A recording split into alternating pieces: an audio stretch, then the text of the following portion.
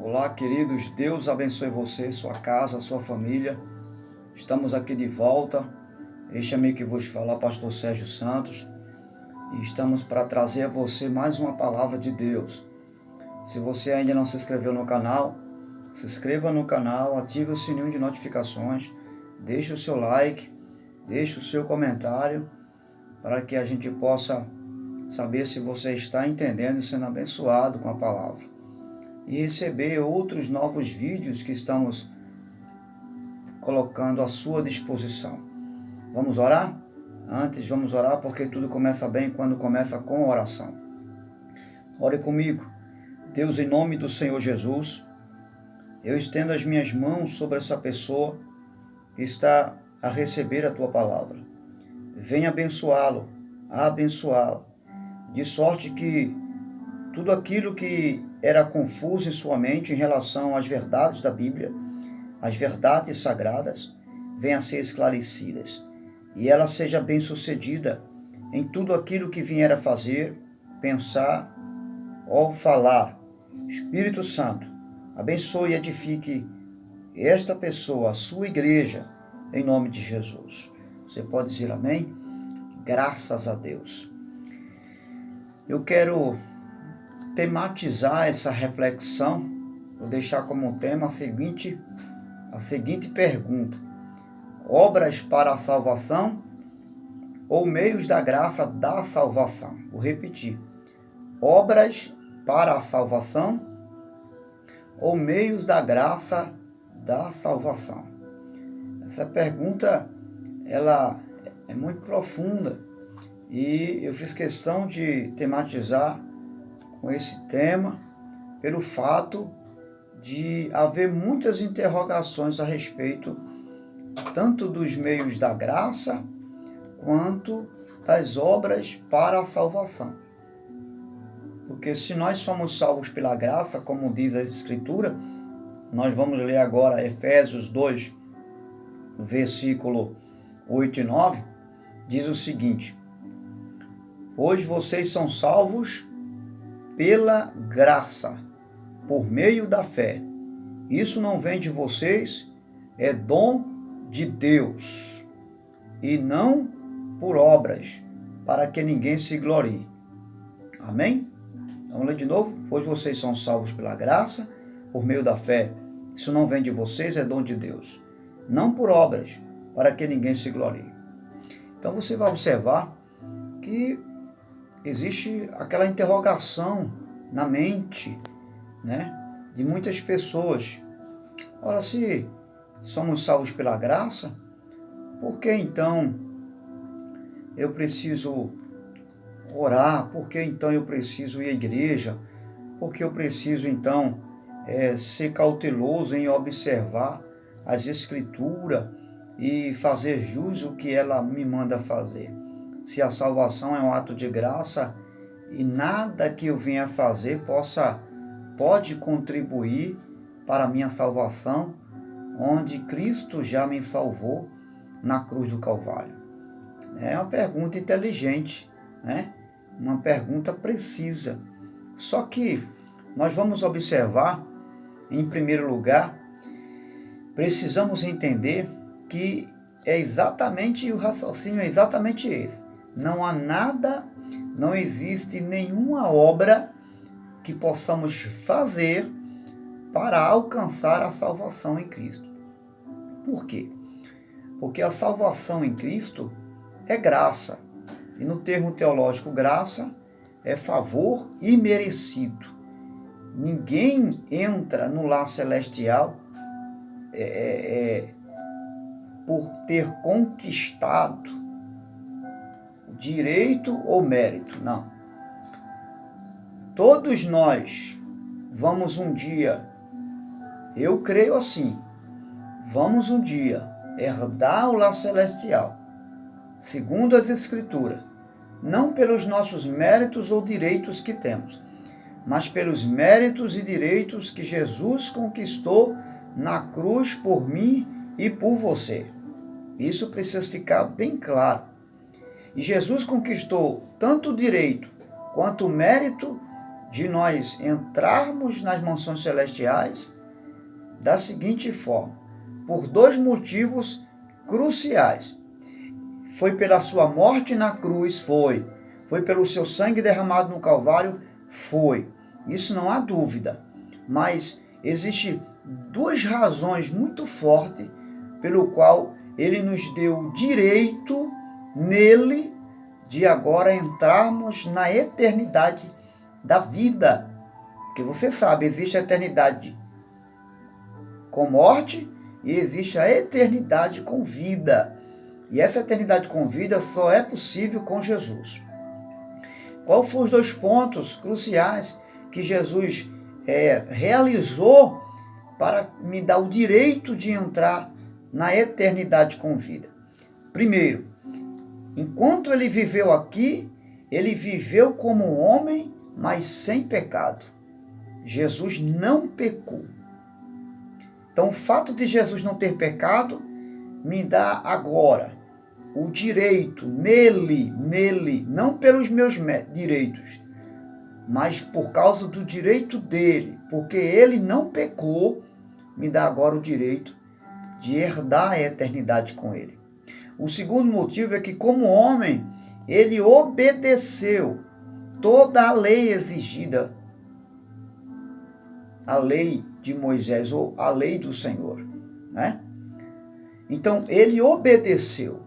Então, você vai ver que não há nada que eu possa fazer, mesmo obedecendo a Deus e a sua palavra, que me justifique diante de Deus. A obediência que eu tenho não é a minha obediência, mas é a obediência de Cristo. Ele obedeceu para que eu pudesse ter o direito e os méritos desta graça. Quais são os méritos da graça? É exatamente o que chamamos de meios da graça. São os meios da graça, os méritos que ele transferiu para mim e para você. Veja, é tão importante isso, entender que se Jesus, mesmo se Jesus tivesse chegado na cruz, morrido no nosso lugar, derramado o seu sangue, ter realizado e passado por todo aquele vitupério, que é a vergonha da cruz, mesmo se ele tivesse feito tudo isso e não tivesse obedecido a Deus, ele não tivesse uma vida de obediência à lei, nós não teríamos tido o direito de entrar no lar celestial. Isso seria isento de nós. Por quê? Porque ele precisava nos representar em todos os aspectos, não era só na cruz. Ele não deveria apenas nos representar no nosso lugar morrendo ali, mas como um homem sem pecado. E ele precisava nos representar como um homem obediente. Obediente. Porque ele veio representar o primeiro Adão, que transferiu o pecado para toda a raça humana. Então ele precisou agora representar o Adão sem pecado e representar o Adão obediente no nosso lugar. Você entende agora? Porque o mérito e o direito não são nossos, mas dele. Então é por isso que somente nele e só nele podemos ter a salvação. Em nenhum outro há condição nenhuma. Nenhum outro pode nos elevar à presença de Deus nesse nível de eternidade, a não ser a bendita, imaculada pessoa do Senhor Jesus. Agora, em Jesus, escute, em Jesus, por ele não ter pecado, ele nos transferiu o direito de entrar nas mansões celestiais. E por ele ter os méritos, ele nos transferiu os meios dessa graça, ou seja, os meios de viver nesse mundo ainda, mesmo recebendo, mesmo tendo a natureza do pecado, porque Jesus, quando morre, ele morre pelos nossos pecados, mas ele tira de nós a condenação do pecado de Adão. Aquela maldição ali, aquele juízo de Deus que estava sendo aplacado na pessoa bendita de Jesus, o seu Filho, foi transferido a nós. Ele substituiu a mim e a você. Então não existe mais nenhuma condenação dos nossos pecados pelo pecado de Adão. Esse pecado foi perdoado. Só que Adão transferiu essa natureza caída para toda a raça humana. Então o que acontece? Mesmo agora, aceitando Jesus como nosso Salvador, mesmo assim sendo perdoado por Deus, mesmo assim sendo justificados por Deus, sendo redimido pelo Senhor Jesus, mesmo assim tendo paz com Deus, para viver esse mundo do reino, porque Jesus disse que veio nos trazer o reino, não um reino exterior, mas um reino interior, dentro de nós. Ele veio implantar um reino interior, ou seja, ele veio realizar uma obra subjetiva no ser humano, uma obra interior dentro de nós. Lá no Calvário aconteceu dois fatos. Aconteceu a obra pública e uma obra privada, ou seja, aconteceu uma obra de salvação pública que foi vista por todos os judeus daquela época, Jesus ali morrendo em nosso lugar, embora eles não estavam entendendo isso, mas era uma obra pública da salvação. E a obra interior, que é a obra subjetiva, que é realizada pela bendita pessoa do Espírito Santo, o qual Jesus enviou para o substituir aqui enquanto a igreja estiver na terra. Então, essa obra se manifesta e se revela justamente em 2 Coríntios 5,17, que diz: quem está em Cristo, nova criatura é. As coisas velhas passaram, agora eis que tudo se fez novo. Tudo se fez novo. Então, para que pudéssemos viver essa nova vida de Cristo, o que é que Deus fez? Deus usou de misericórdia para conosco e manifestou graça, que é o favor imerecido. Ou seja, eu e você não merecemos, não temos nada em nós que possa chamar a atenção de Deus, mas Ele manifestou graça. Em quem? Na pessoa de Cristo. Cristo agora, por sua vez, recebe o mérito e o direito. Mérito de quê? De me dar nele a vida eterna e me dar a condição de viver ainda nessa vida, viver a vida dele, ou seja, ter a nova vida de Cristo. E quais são os méritos que Cristo me outorga morrendo na cruz por mim e por você? É exatamente o que chamamos de meios da graça. Meios da graça. Então veja só, vale lembrar que Cristo na cruz pagou a dívida da natureza caída, pagou a dívida do pecado de Adão, ok? Como nosso representante, só que a natureza caída de Adão, ela foi transferida a todos os homens. E Paulo vai dizer isso em Romanos 3:23. Ele diz: porque todos pecaram e destituídos ficaram da glória de Deus. Então, como essa natureza luta para não me deixar fazer a vontade de Deus, luta contra mim, contra você, então Deus, na sua misericórdia, em Cristo, nele, nunca se esqueça disso, não existe graça fora de Jesus. Toda a graça e favor de Deus vem por meio de Jesus. Então, por meio dele, transferiu os meios da graça da salvação para que pudéssemos, mesmo com essa natureza caída ainda em nós, pudéssemos viver uma vida de santificação. E aí você vai entender agora que meios da graça é essa que me dá a condição de viver a nova vida de Cristo, que não está aqui falando de obras para a salvação, mas de obras da salvação. Ou seja, eu não manifesto obras boas para ser salvo, não. Eu sou salvo e porque eu sou um salvo em Cristo, eu manifesto obras da salvação, que não é para a salvação. Você tem que entender isso. Porque se fosse para a salvação, então os méritos e os direitos dessa salvação vinha de mim e de você.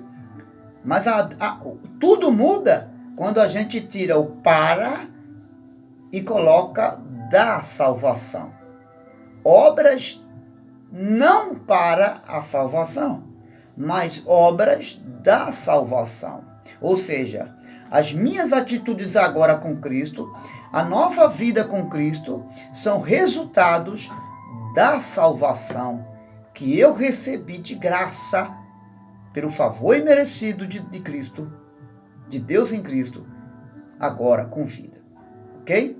Então, o que são meios da graça? Instrumentos pelos quais toda a bênção espiritual e física são derramadas sobre os pecadores. Vou repetir. São instrumentos pelos quais toda a bênção espiritual e física são derramadas sobre os pecadores.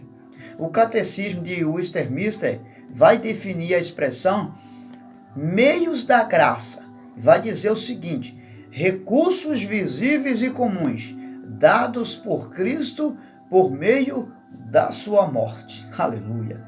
Ou do seu sacrifício. Por eles, Deus nos fortalece, ou seja, por meio desses recursos da graça, os meios da graça são usados por Deus aqui, na nossa vida, para nos fortalecer, refrigerar nossa alma e nos manter em comunhão com Ele, mediante a ação operadora do Espírito Santo.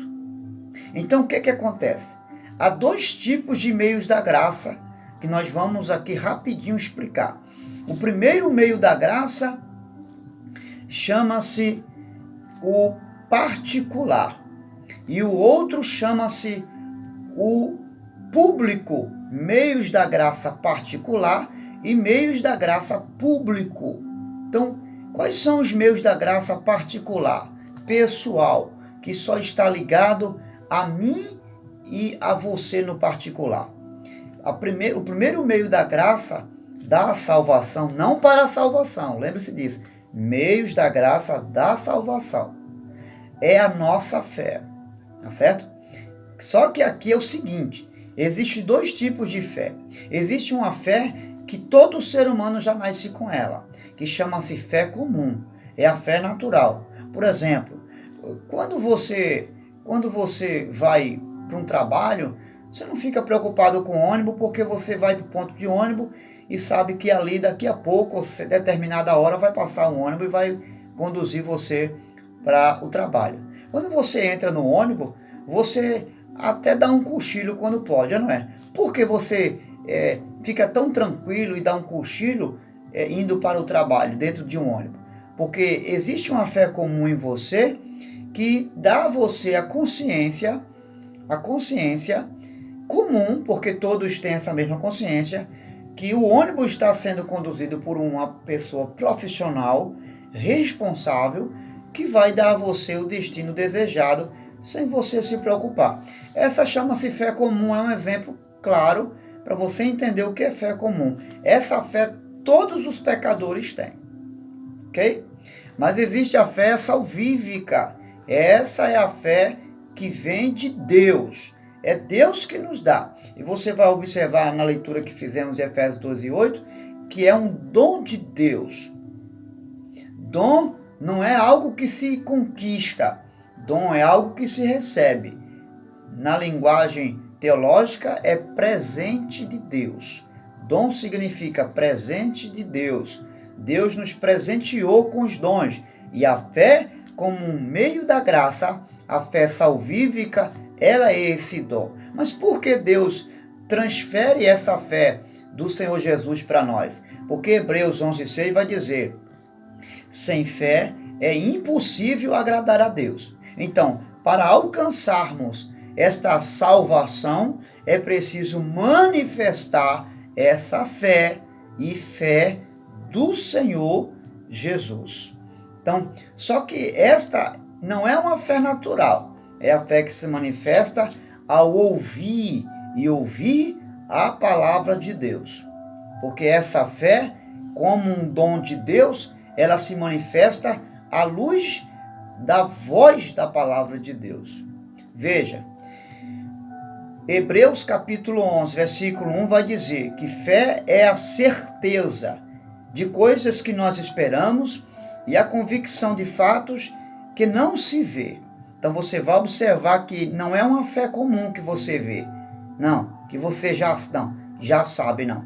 É uma certeza de coisas que você espera. Você não tem, mas você tem certeza que vai chegar o que você não tem.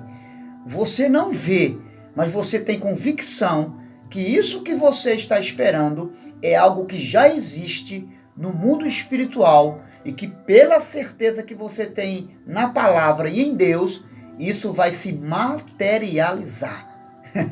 Isso é fé salvífica, a fé do Senhor Jesus.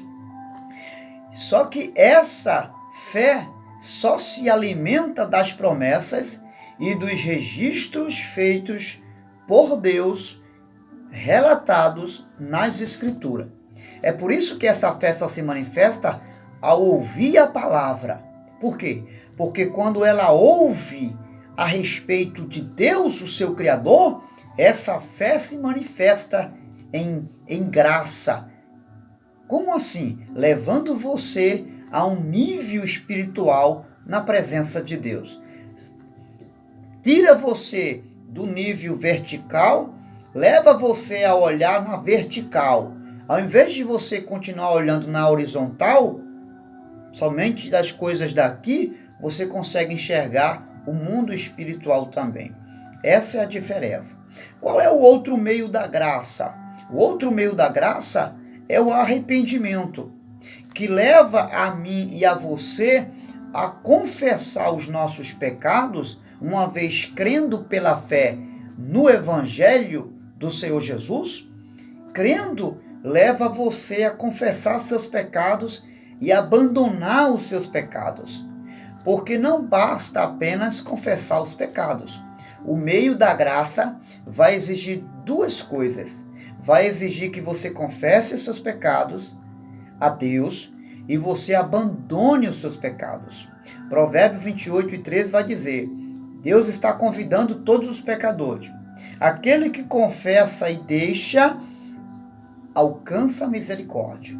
Aquele que confessa e deixa o pecado, alcança a misericórdia. E a misericórdia já é um resultado dos meios da graça de Deus quando nós confessamos os nossos pecados e abandonamos.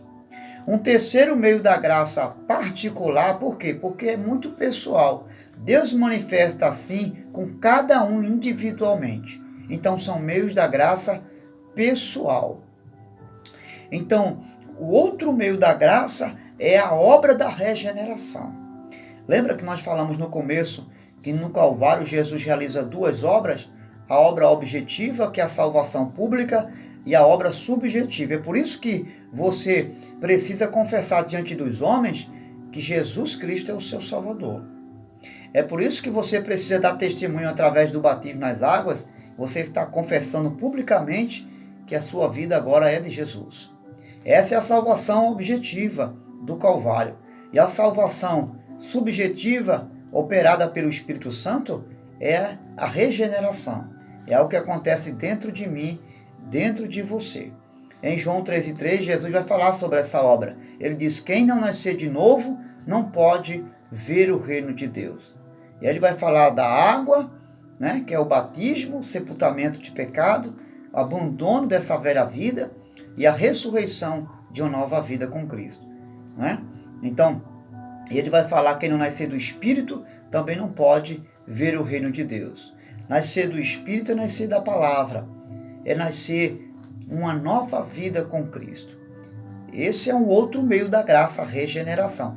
Isso tem que acontecer comigo e com você. Caso contrário, essa salvação, ela pode ter acontecido apenas de forma pública, mas não de forma subjetiva, no nosso interior, certo? E se aconteceu apenas de forma pública, está deixando a desejar, porque a obra do Calvário, ela tem que ser completa. Ela não é uma obra superficial, ela é uma obra completa. A obra de Cristo foi completa. Então a sua salvação tem que ser plena, por fora e por dentro.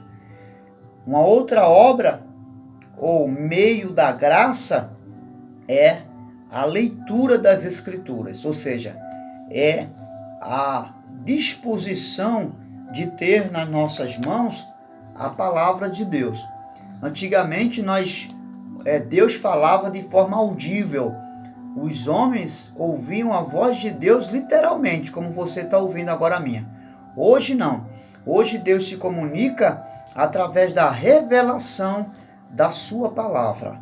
As Escrituras é e sempre será o meio da graça de Deus se comunicar com o homem. Deus fala comigo, Deus fala com você. Enquanto nós vivermos, não existirá outro meio, tá certo, a não ser as Escrituras. Ela é a revelação de tudo que Deus tem para mim e para você. Mas pastor, Deus pode usar alguém em profecia e falar comigo? Pode. Mas deixe-me ser sincero. Qual a profecia mais confiável? Aquela que é proferida pelo homem, o pecador, ou aquela que já está registrada pela unção do Espírito Santo através de homens também, mas homens que foram inspirados por ele? E o que está escrito aqui não pode ser mais revogado. Qual a profecia mais confiável? Eu fico com as Escrituras. Não estou aqui desacreditando de profecias que Deus possa usar alguém para falar comigo ou com você. Mas a mais precisa, e de toda e qualquer outra profecia, e de toda e qualquer outra fala que venha se identificando como a voz de Deus, deve ser peneirada, deve ser definhada por essa palavra aqui, tá certo? Deve passar por aqui. Toda e qualquer outra orientação, voz, seja ela profética, não importa de quem seja de um bispo, de um pastor, não importa. Deve ser analisada, filtrada pelas Escrituras, porque ela é o meio da graça da salvação. Amém? Eu quero agora passar para você um outro meio da salvação, ou melhor, outros meios da graça, que é exatamente os meios da graça pública. Existem os meios da graça particular, mas existem os meios da graça pública. Só que eu vou ainda citar mais 2 meios da graça particular, certo? Que Deus se manifesta de forma pessoal. E o outro chama-se a oração. A oração é um outro meio da graça particular na vida de cada um de nós. 1 Tessalonicenses 5,17 diz o quê? Orai sem cessar. É o único canal de relacionamento que eu possa ter com Deus e você também possa ter com Deus. Não existe outro meio de se relacionar com Deus a não ser pela oração, tá certo? Pela oração. Pastor, e lendo a Bíblia? Lendo a Bíblia não é você que fala com Deus, é Deus que fala comigo e com você. Este é um outro meio da graça. E existe um outro meio da graça particular também, que eu posso chamar de a meditação das Escrituras. Veja, é imprescindível que você leia a palavra. Ler a palavra é importante. Temos que ler as Escrituras. Ela é como um alimento diário. O que é um alimento diário? Um certo reformador disse uma frase que eu acho extraordinária em relação às pessoas que se alimentam da palavra de Deus. Ele disse: o pão de ontem não pode sustentar o trabalhador de hoje. Mesmo que você leu a Bíblia ontem, o dia todo, pastor, eu fiquei um dia de estudo ontem, hoje eu não preciso ler, engano seu. O pão de ontem, o pão que você comeu ontem, não pode alimentar o trabalhador de hoje. Todo dia o trabalhador precisa se alimentar, sim ou não? Porque o corpo vai exigir novas vitalidades, novas energias. E você precisa entender que no mundo espiritual funciona da mesma forma. Todo dia nossas almas precisam de alimento espiritual. Então, a meditação é o exame criterioso, é diferente de uma leitura. A meditação é aquela expressão que você vai fazer de forma mais criteriosa. Você vai buscar entender o que as Escrituras, o que Deus está falando para você. Você vai usar alguns mecanismos, como por exemplo, um vocabulário, um dicionário, um dicionário teológico, tá certo? Algumas referências bíblicas. Você vai buscar algumas interpretações do Novo Testamento, do grego, do Velho Testamento, do hebraico, o que essa palavra estava falando historicamente, o que essa palavra lá naquele período de Jesus, por que Jesus disse isso, por que Jesus deixou de dizer aquilo, por que Jesus usou linguagem de figura, por que Jesus usou palavras, né? Enfim, qual a razão, o motivo, a causa daquele cenário ter acontecido naquela época e o que aquele acontecimento hoje tem a ver com a minha vida. Essa é a meditação das Escrituras.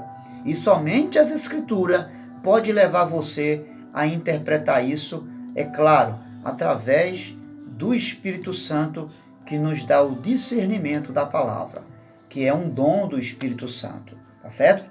Então, nós entendemos aqui agora que existe os dois meios da graça, o particular, que são esses elementos que eu citei, e agora os públicos, aqueles meios da graça que não é só transferido para mim, mas para toda a igreja no coletivo.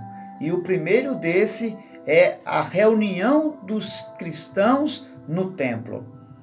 Você lembra de um vídeo anterior que nós falamos que um membro sozinho não pode dizer que é a igreja? Pois é. Então, a reunião dos cristãos na igreja é a forma mística de manifestar o corpo de Cristo reunido. Então, Deus nos proporciona aquele edifício que chamamos de casa de oração, para que a igreja possa se reunir e viver em comunhão uns com os outros. Tanto é que Paulo vai dizer em Hebreus capítulo 10, versículo 25, ele diz que não é bom que vocês deixem de congregar. Havia algumas pessoas que estavam deixando de congregar, estavam deixando de estar juntos com os outros irmãos. Alguns até oravam em particular, mas estavam deixando de se reunir com a igreja. E Paulo vai orientar, admoestar, olha, não é bom. Se não é bom, é porque existe algo ruim aí. Então, para que essa igreja possa viver intimamente em comunhão, é preciso que se reúna na casa de oração, que nós conhecemos como templo, né? Costumeiramente falando, igreja, mas igreja, na verdade, ela não é o edifício, ali é apenas uma estrutura onde a igreja se reúne. Outro meio público da graça é os sacramentos. Estamos falando aqui agora do batismo e da ceia do Senhor. O batismo é algo feito no coletivo, né? pode ser feito no particular com uma pessoa só. Mas sempre, raramente, quando os pastores vão batizar, raramente eles não batizam no coletivo, né?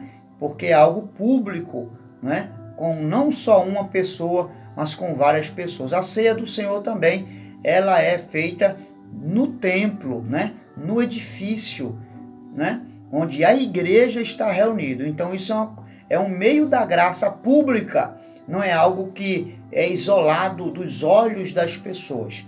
É algo que o mundo todo está testemunhando o efeito da graça de Cristo, que é a forma que nós temos de comungar com a morte e também com a sua ressurreição.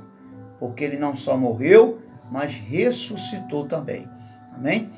Um outro elemento do meio da graça pública é a comunhão dos cristãos uns com os outros. Ok? Essa comunhão, né, ela é tão importante que ela leva-nos a viver uma vida íntima um com o outro, no sentido de nos preocuparmos uns com os outros.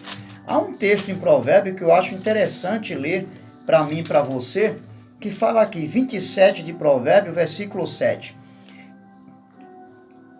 27 de Provérbios, se não me falha a memória, versículo...